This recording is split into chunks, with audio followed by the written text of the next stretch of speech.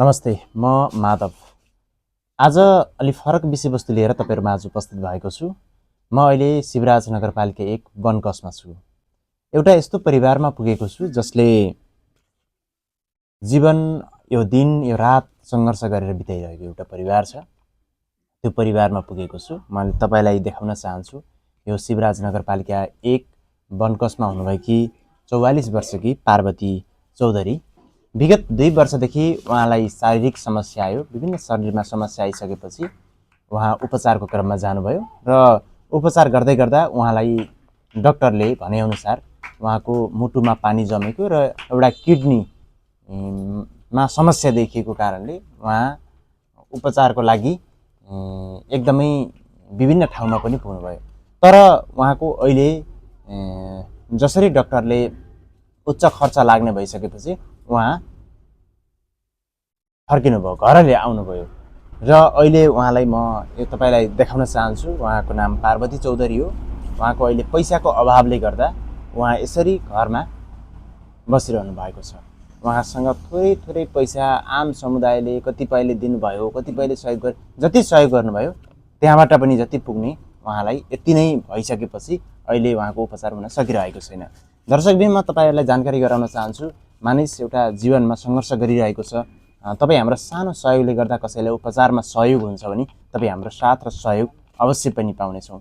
यो यहाँकी आमा चमेली विश्वकर्मा पनि मसँग हुनुहुन्छ र उहाँसँग म छोटो कुराकानी गर्न चाहन्छु। यो खास कहिलेदेखि यस्तो भयो आमा? 2 वर्ष भयो यसलाई बिमार लाग्यो। पहिला सुगर, प्रेसर, थाइराइड भेटिएको थियो भनेको डाक्टरले। अनि त्यो हुँदै अनि त्यहाँबाट भैरवा पनि लगेर भर्ना गरियो, राख्यो, कति राख्यो। अनि फेरि भरतपुर भने भरतपुर लगेर राख्यौँ। अनि फेरि यहाँ बुटोलमा त कुनै खाली भएन, चेक गराउनाले र राख्नाले खाली भएन। लास्टमा आएर अहिलेको भदौबाट यो थला परी, छोरी थला परी, उठाएर उठाउने, सुताएर सुताउने भई सुन्निन पनि यस्तो सुन्निन थाली। अनि बिहोस हुन थाली। अनि लगेर लुम्बिनी अस्पतालमा लगेर त्यहाँबाट भर्ना गर्यो।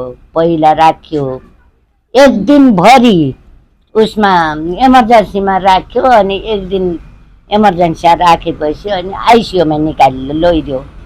आइसियुमा निकालेपछि अनि लो खुन चाहिन्छ भनेर भन्यो। अनि भाइले पनि खुन दियो, अनि ज्वाइँले पनि खुन दिनुभयो। अनि अस्पतालबाट पनि त्यो खुन दिन ठाउँबाट पनि अनुदान पाएर 6 पोका खुन चढाइयो। खुन छैन भनेर 6 पोका खुन चढाइयो। र अनि त्यहाँदेखि त्यो खुन चढाएपछि त्यस्तो बिहोस हुन यो अलि सहिलो भयो।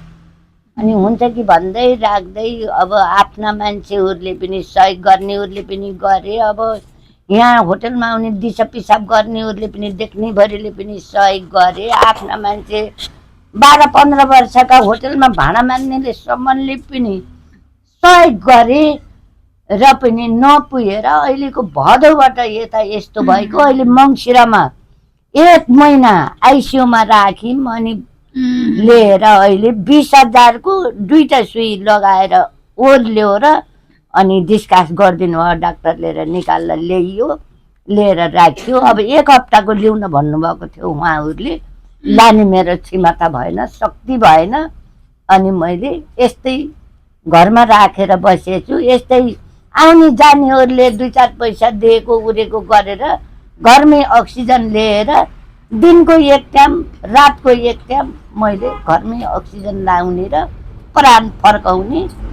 जस्तो कि यो ग्यास भरे जस्तै मैले भरेर राखेर बसेछु म। र यस के गर्ने, अब आफ्नो केही नभएपछि यस्तै हुने हुन्छ। यो पीडा सम्भवतः धेरै कम परिवारमा हुन्छ र सम्पूर्ण दर्शक महानुभावहरूलाई यो जसरी पार्वती चौधरीको शरीरका अहिले सबै अङ्गहरू सुन्निएका छन् र उहाँको उपचारमा अहिले आर्थिक अभावका कारणले उहाँलाई जसरी डाक्टरले बोलाएको थियो त्यसरी उहाँले उपचार पाउन सकिरहनु भएको छैन। दर्शकबिन, यो यस्ता समस्याहरू धेरै हुन्छन्, तर पनि यो पैसाको अभावले गर्दा जसले उपचारसम्म नपाउने सीमित हुन्छन् र त्यसमा पनि तपाईँ हाम्रो सानो सहयोगले गर्दा जीवनमा मान्छेले धेरै पैसा कमाइन्छ र सानो तपाईँ हामीले सहयोग गर्दा उहाँको जीवनलाई अझ सहजता पनि आउन सक्छ। मैले तपाईँहरूलाई उहाँको खाता नम्बर पनि यहीँ नजिकै राखिदिएको छु, यहाँले हेर्न सक्नुहुन्छ उहाँको खाता नम्बर छ। सम्भवतः उहाँको क्युआर हामीले अहिलेसम्म उपलब्ध गराएका छैनौँ, उहाँको भाइको चाहिँ क्युआर पनि उपलब्ध भएको छ। यहाँलाई पनि म यो क्युआर पनि प्रदान गर्छु र तपाईँहरूले पनि आफूले सक्ने सहयोग प्रदान गरेर यहाँको यो जीवन रक्षाको लागि, उहाँको जीवनको रक्षाको लागि यहाँले सहयोग गरिदिनु हुनेछ आशासहित म सम्पूर्ण दर्शक महानुभावहरूलाई पार्वती चौधरीको यो जसरी अहिले यहाँले दिनरात आफ्नो सङ्घर्ष गरिरहनु भएको छ, एकपटक तपाईँहरूको सहयोगले उहाँको जीवन फेरि पुनर्जीवन उहाँले पाउनुहुनेछ भन्ने आशासहित म सम्पूर्ण दर्शक महानुभावहरूलाई सहयोगको लागि अपिल गर्दै नमस्ते।